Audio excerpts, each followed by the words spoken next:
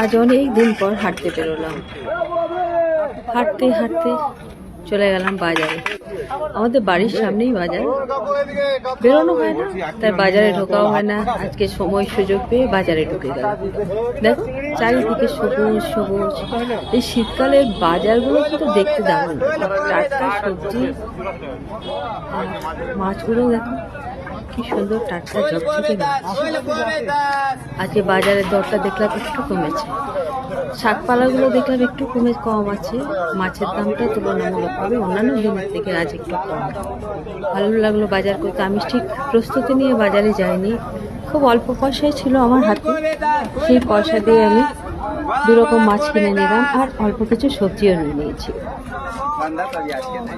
এদিকে বাজারের লোকজন, ক্রেতা বিক্রেতার হাট ডাক শুনতে খুব ভালোই লাগে, বেশ মজা লাগে। এক একজন এক এক রকম ভাবে চিৎকার করে নিজের জিনিসপত্র নিয়ে। ঘুরতে ঘুরতে পুরো বাজারটাই ঘুরে নিলাম। আর মাছ আড়াতে দেখো কত রকমের মাছ নিয়ে বসেছে। কেনা তো সে বিশেষ কিছু হলো না, ঘুরেই নিলাম।